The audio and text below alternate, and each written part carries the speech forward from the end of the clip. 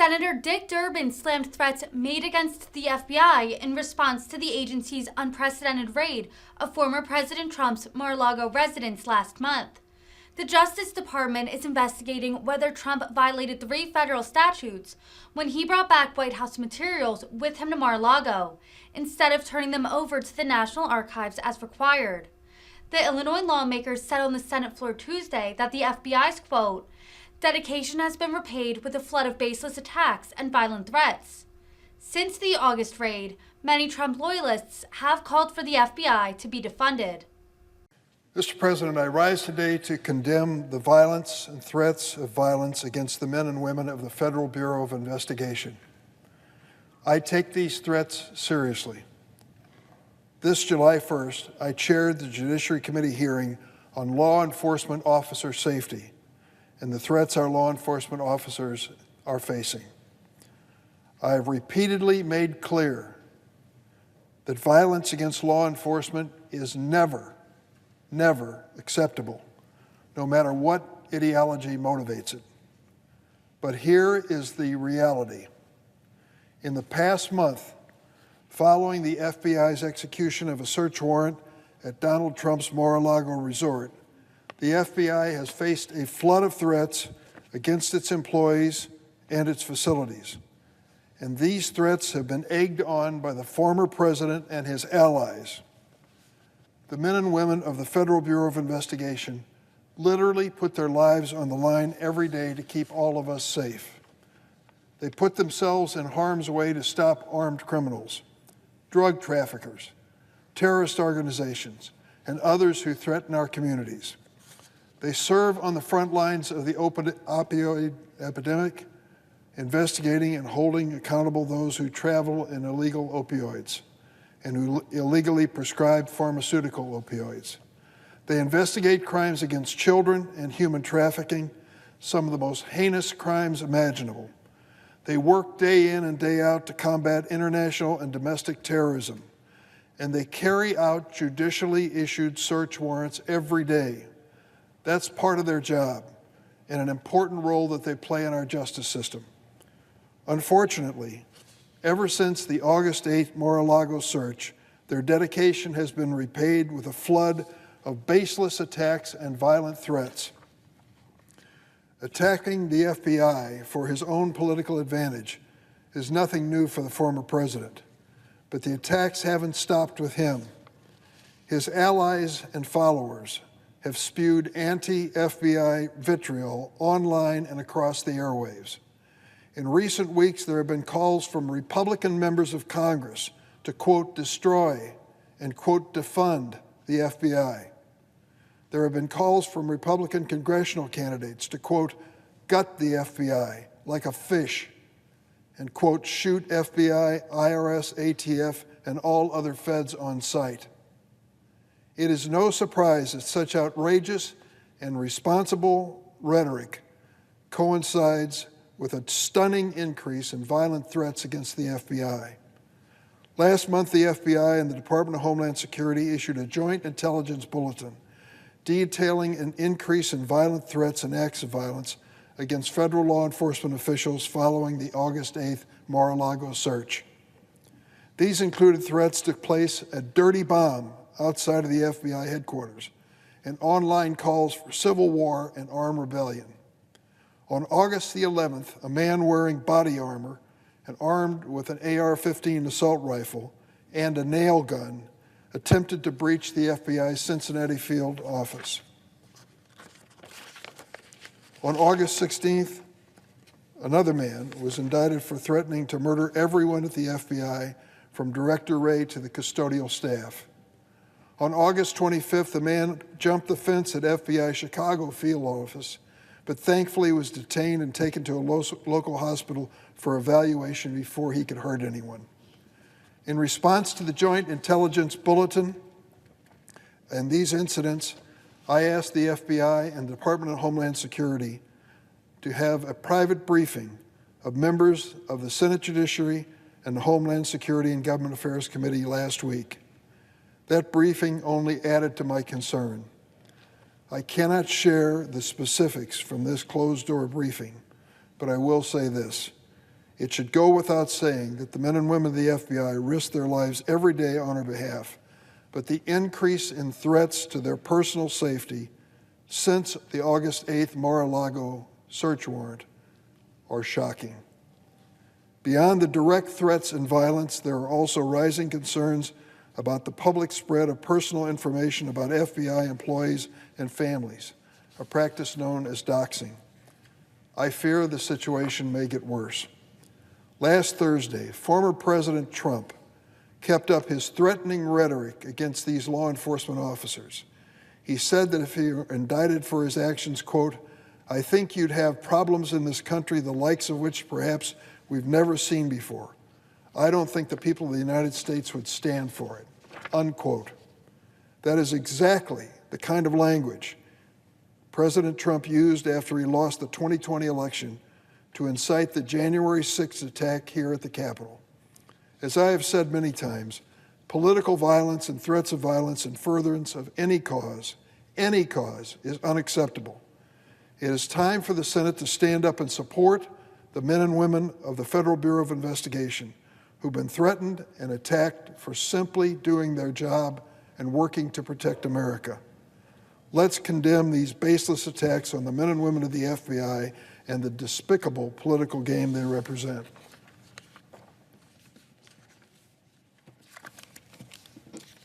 Mr. President, as if in legislative session, I ask unanimous consent that the Senate proceed to the consideration of Senate Resolution 775, submitted earlier today. The clerk will report. SRES 775, expressing the sense of the Senate that violence and threats of violence against the employees of the Federal Bureau of Investigation are unacceptable and should be condemned. Is there objection to proceeding? Without objection, the Senate will proceed. Mr. President, I ask unanimous consent that the resolution be agreed to, the preamble be agreed to, and that the motions to reconsider be considered made and laid upon the table with no intervening action or debate. Without objection. Mr. President, this resolution, which just passed without objection of any member of the Senate, will be a reminder to the men and women who serve in law enforcement, particularly the Federal Bureau of Investigation, that we stand behind them, that those who would exploit political events at the expense of the safety of these men and women are beyond the pale of constitutional conduct. We want to stand behind those who are standing for us to protect us and our families. And I thank the Senate for agreeing to this resolution. It is timely, it is important, and it is clear. Mr. President, I'd ask consent to speak on a different topic be placed at a different section of the record. Without objection. Mr. President, I listened to the Republican Minority Leader, Senator McConnell, speak on the floor this morning. And I have to tell you, on the issue of immigration, there are several things which he said which are not accurate, and I would like to clarify for the record. First, this morning, Senator McConnell said, orderly, legal immigration is part of what makes America strong. Anarchy and open borders make us weak. I don't know of any rational person who would disagree with that comment, but I think for the record we should make clear that 8 years ago, when we considered comprehensive immigration reform, a bipartisan bill on the floor of the United States Senate, the senator from Kentucky voted against it. 14 Republican senators voted for this measure. It passed the Senate. It was the product of a bipartisan commission, self-appointed committee, really, the so-called Gang of Eight. I want to recount the names of those who were on that committee that produced the comprehensive immigration reform bill. I was on the committee with Chuck Schumer, Senator Bob Menendez, and a senator from the presiding officer's home state of Colorado, Senator Michael Bennet. On the Republican side, it was led by Senator John McCain, Senator Lindsey Graham, Marco Rubio, and then Senator from Arizona, Jeff Flake. We worked for months, put in all of the effort that was expected of us in addressing an issue which had not been addressed by Congress for 25 years, to try to upgrade our immigration system, to do what Senator McConnell says needs to be done: orderly, legal immigration. That was what the bill sought to achieve. 14 Republicans joined us in voting for it. Senator McConnell did not. And we have not had another measure since then. The bill we passed in the Senate was sent over to the Republican-controlled House of Representatives. They refused to even consider it in committee or on the floor or bring it to a vote. We missed an opportunity. And it was an opportunity at many different levels. It would have finally addressed the issue of legal immigration in America, which is a critically important measure. Throughout our history, without exception, year in and year out, legal immigrants have come to this country. There have been some terrible laws passed by Congress in relation to those allowed in this country, but the reality is we have acknowledged from the beginning of America as we know it that immigrants were part of our present, and part of our future. And now we face the same reality again without the benefit of an update in the laws which the Republican leader voted against. I recall specifically the work of Senator Bennett from Colorado. He did a remarkable thing, something that people didn't think was really possible. He managed to bring together all of the interest groups on the issue of the issue of legal immigration for those working in agriculture. He managed to find an agreement among all these groups as to the humane and sensible treatment of these individuals. If that would have passed, it could have changed the circumstances we have today. Circumstances where we don't have nearly enough legal immigrants to work in the agricultural sector of America. It is estimated that 1 out of 2, 50% of all the ag workers today are undocumented. We still eat the food that they pick and harvest, and we still take advantage of their hard work in meat processing plants. And yet the reality is, we know in our heart of hearts, they are not being treated in a sensible, reasonable, humane way. Senator Bennett, time and again, has shown leadership on this issue, as he did with the Gang of Eight. And once again, we find ourselves, because the bill failed in the previous Congress, without a guiding law on standards of immigration. There were other things said by Senator McConnell this morning, which I wanted to make reference to as well, particularly the busing of those currently in the United States as new legally recognized immigrants to various cities around the United States. Governors from the states of Texas, Arizona, and Florida have been busing those who are crossing the border and legally recognized to stay here until further hearing, busing them to communities like New York, Washington, Chicago, and even Martha's Vineyard, Massachusetts. The thing that we got to keep in mind is that these governors do not call local officials first. They don't even contact the governors of these states where they're sending these people. And so they arrive helter-skelter, unpredictable numbers and conditions, and the local officials are expected to take care of them. Listen to what Senator McConnell had to say in describing what I've just told you. He said, quote, "Out of desperation, a few governors along our southern border are now giving some Democrat-run states and cities just a tiny, tiny taste of what border communities have been enduring literally for years." What he's trying to say to us is this is an act of political spite.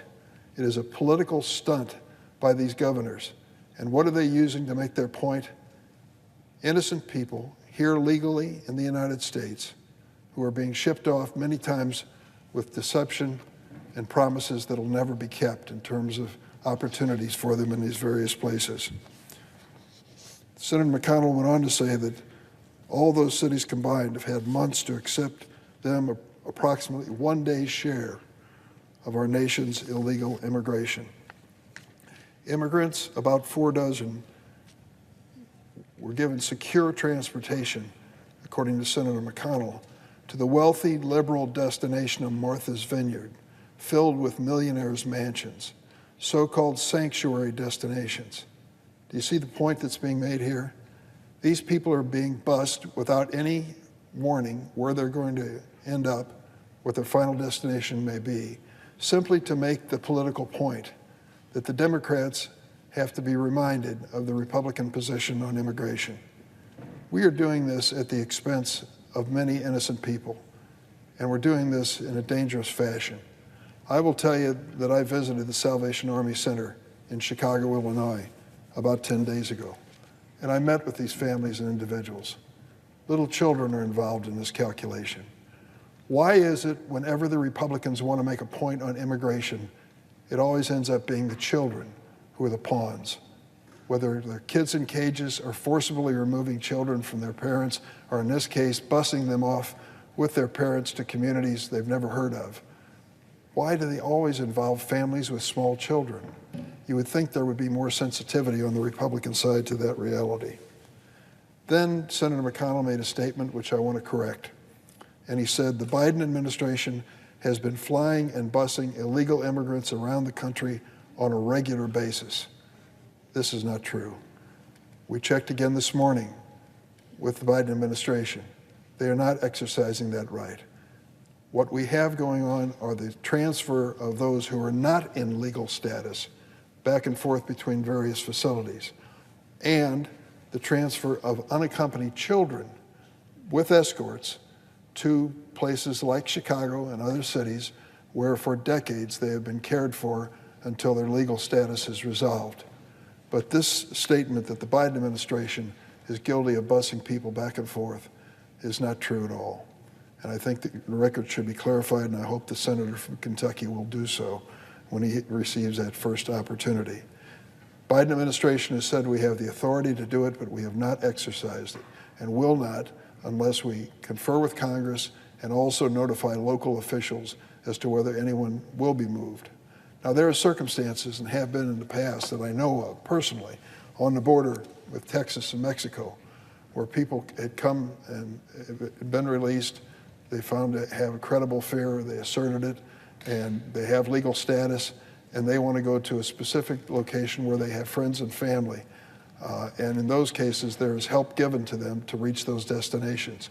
But it is not the current situation where governors of Florida, Texas, and Arizona are deceiving these people onto these buses and sending them to places they've never heard of, and not letting those who are at that destination even know what's coming. What is the right thing to do? The right thing to do is what we did 8 years ago, a bipartisan approach to fixing the immigration system. Instead of exploiting it for political purposes, let's fix it. We've done that. We've passed legislation on a bipartisan basis, even in this evenly divided Senate.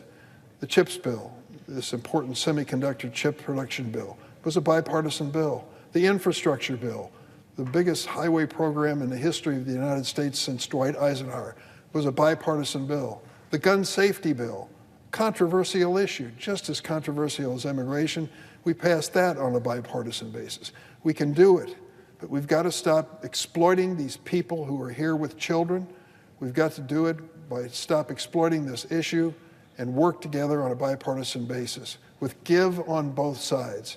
That's how we can reach a bipartisan solution. I'm ready to do that.